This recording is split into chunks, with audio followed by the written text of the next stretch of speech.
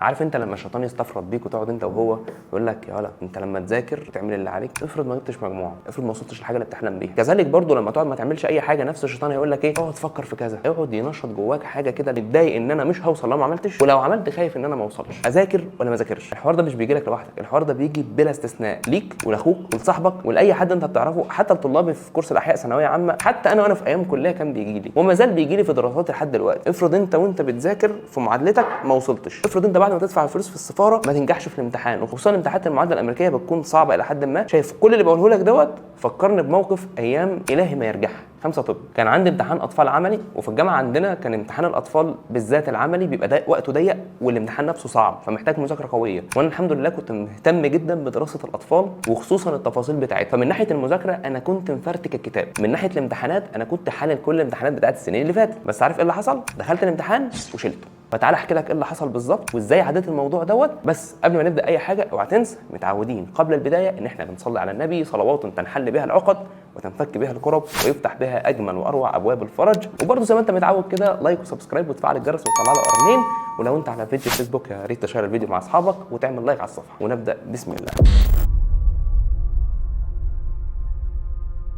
السلام عليكم، حياكم الله وبياكم وجعل جنة مأوانا مأواكم ومثوانا ومثواكم. اللي حصل معايا في امتحان الاطفال ان انا كنت مذاكر جدا وعامل حسابي لكل حاجه، ومش عايز اقول لك ان انا سهرت 4 ايام قبل امتحان العمل ده بسبب اللي انا سمعته من الدفعات اللي قبلنا. امتحان الاطفال وقته ضيق، اسئلته طويله وبيحتاج تفكير، يعني كل سؤال انت قدامك بس دقيقتين مش بتخش على السؤال اللي بعد، لا السؤال كله بيتشال من قدامك ويجي لك سؤال غيره. فكنت متدرب الحمد لله كويس جدا. طبعا الكلام اللي انا بقوله لك ده لحد دلوقتي زي الفل، رائع ورب الكعبه رائع. هو انت عملت سبسكرايب؟ بس انت لو ركزت في كلامي، انا فعلا ما نمتش قبل الامتحان لمده 4 ايام. قلت انا هنام ليله الامتحان بقى واخد طاقتي في النوم وهصحى الامتحان فايق كده وايه، وكل المعلومات هتيجي ايه تحت ايدي كده زي الفل. عملت لايك، ولكن تاتي الرياح بما لا تشتهي السفن. الحمد لله على كل شيء، لكن قله النوم مع التوتر الزايد مع حاله وفاه، الحمد لله كده تميت 5 ايام بدون نوم، وصحيت تاني يوم رحت الامتحان شايف كل اللي ماشي قدامي زومبيز. قلت مش مشكله، انا هخش الامتحان وكل حاجه هتبقى زي الفل. حرفيا كنت ماشي بتكلم كده، اوعى ما تنامش يا ابني، وهتغلط غلطتي يا ابني. دخلت الامتحان الكلام نفسه مش واضح قدامي، الوقت بيمر ببطء شديد بدون تركيز، كأن حرفيا واخد برشام. تحول احساسي من واحد داخل عشان يجيب الدرجه النهائيه لواحد بيفوت قدامه سؤال ورا الثاني ورا الثالث، لواحد بيدعي يا رب احل سؤالين يعدوا لي الماده دي على خير. كل اللي انا فيه ان انا مش عايز بس انجح، انا عاوز اخلص الامتحان ده وكل حاجه تمر على خير واروح انام. فده يوري لك قد ايه الحاله مزريه اللي انا كنت فيها. ليشاء السميع العليم ان الدكتوره ربنا يبارك لها يا رب، دكتوره نوران، بشوفها يا جماعه يبعت لها تحياتي، تشوفني تقول لي مالك في انت ما بتكتبش ليه؟ قلت لها والله انا ما شايف اي حاجه، مش مركز في اي حاجه، وفعلا كان يبان عليها الارهاق والحزن. عشان بعد الامتحان يحصل اجتماع والتماس اكسبشنال او استثنائي، واقعد مع رؤساء الاقسام وتفهموا الموقف ويقرروا ان انا يحصل لي تاجيل للدوره بتاعتي للدوره اللي بعد اللي هي بعد شهر. تقول لي طب ما حلو كده رائع، حاجه حلوه. هقول لك انت ممكن تكون شايفها حاجه حلوه، بس بالنسبه لي كواحد بيجيب امتيازات كل سنه وامتيازات مرتفعه بالمناسبه وعينه على حاجه معينه، انا بحب ادي كل حاجه حقها. حلو جميل، بعد شهر ودي كل حاجه حقها، قدامك شهر اهو. احب اقول لك ان انا الدوره اللي بعدها عندي بطنه، فانا هذاكر بطنه ولا اطفال؟ وفعلا ورب اتزنقت زنقه جباره ورب الكعبه. بس الحمد لله على كل شيء. في الفتره ديت الواحد عرف قيمته وعرف النعمه اللي ربنا حتفه فيها، وان الواحد ورب جواه قوه جباره انه يقدر يطلعها وقت الضيق. ودخلت البطنه فرمتها، ودخلت الاطفال طحنتها، وبكده نجيب الماده في شوالين جبارين ورب الكعبه. وهذا ليس تجبرا مني لاني جامد بفتيكه والمش عارف، لا والله كله بستر وبفضل الله وترتيباته. لعل وعسى لو دخلت الامتحان الاولاني كان زماني جبت تقدير اقل من اللي انا دخلته وحليت في الامتحان الثاني. لعل وعسى لو كنت نايم كويس وشايف ان الوقت قدامي كنت اثر في الحاجه ديت واخش واتغرب نفسي ويحصل دروب عنيف. بس ربك وحكمته انه يحصل تاجيل، فضغط على نفسي واذاكر هنا واذاكر هنا واطلع كل طاقتي الجباره في تلك المادتين واجيبهم الاثنين في شوال بفضل الله. ايه اللي جاب ده؟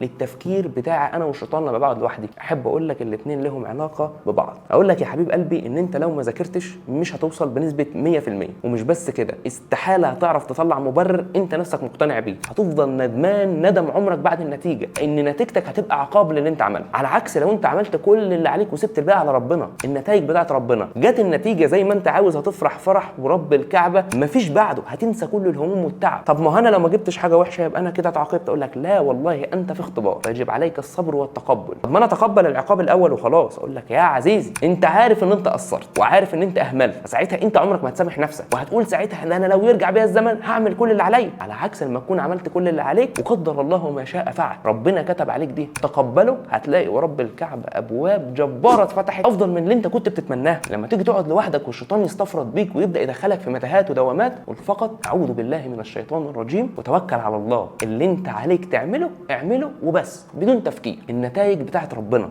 ما كتبش علينا غير السعي، وان سعيه سوف يرى ثم يجزاه الجزاء الاوفى. لو ربنا شايفه لك خير هيكتبه لك. المهم وين السبسكرايب صحيح؟ ترتيباتك وحواراتك ومش عارف ايه، كل ده انا بقوله لك كل يوم على اليوتيوب، على الفيسبوك، على الانستجرام، في اي حته بفضل اقولها لك. ترتيباتك غير ترتيبات ربنا، انت ما عليك غير انك تسعى في الطريق اللي انت ماشي فيه، وتسعى دايما بذكاء. الخطا اللي انا عملته قبل امتحان الاطفال هو ان ببساطه عرفت شغلي بس ما ظبطتوش. شغلي هو ان انا اذاكر، تظبيط الشغل هو ان انا المفروض كنت انام كويس، اذاكر في وقتي، وادي الراحه لجسمي، واخش الامتحان بدون توتر. عدت المره دي على خير واتعلمت منها ان لن يصيبنا الا ما كتب الله لنا. وزي ما اتعودنا ان اهم من الشغل تظبيط الشغل، اتعود دايما بقولها لك طول فتره المراجعه النهائيه في الاحياء، انا مش بديك الشغل، انا المجهود عليا مضاعف، لان انا بديك الشغل وازاي تظبطه، ازاي تخش في الامتحان وتواجه التوتر، تستحضر السؤال، لو سؤال قدامك وقف تعمل ايه، لو الدنيا صويت وهيصه بره انت تتصرف ازاي، لو لقيت اللجنه بتاعتك ثابت وانت شايف مجهودك بيقع على الارض قدام اللي حواليك تعمل ايه وتتصرف ازاي. كل ده في المراجعه النهائيه.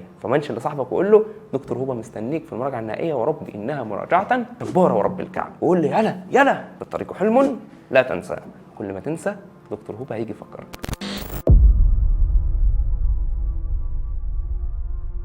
وفي اخر الفيديو كده عشان ما تنساش، اهم حاجه تنام كويس قبل الامتحان، اهم من الشغل تظبيط. استنيك يلا في المراجعه النهائيه احياء ثانويه عامه اونلاين. دور بسرعه بص شايف الكيو ار كود ده والرقم اللي تحته ده اهو، واصل معاه بسرعه وقول له انا عاوز اشترك مع دكتور هوبا في المراجعه النهائيه احياء اونلاين بسرعه يا تيم، لو سمحت يا تيم. هيرد عليك يا تيم. وكذلك حجز الكتب والملازم وكل حاجه انت تبغاها ورب الكعبه هتلاقيها برضه في الشات بتاعهم. اطلب اللي انت عايزه. فانا عارف انك انت بتنسى تضغط اللايك والسبسكرايب والشير يا جماعه الفيسبوك، الشير. انا ليه باكد على الحاجات دي؟ لان ملاحظ ان 50% من اللي بيتفرجوا على الفيديو مش مشتركين في القناه اصلا، وفي ناس بتكتب لي كومنتات انا سمعت لك فيديو قبل كده بس نسيت اعمل سبسكرايب ففيديوهاتك تاهت مني. فاديني بقول لك وبفكرك في سبسكرايب او في لايك على الفيسبوك اضغط عليه ما تنساش. عايزين نكبر العيله الجباره دي ورب الكعبه ونكون افضل عيله في العالم. واخيرا صلى الله وسلم وبارك على سيدنا محمد وعلى اله وصحبه اجمعين. and as always be healthy and be safe.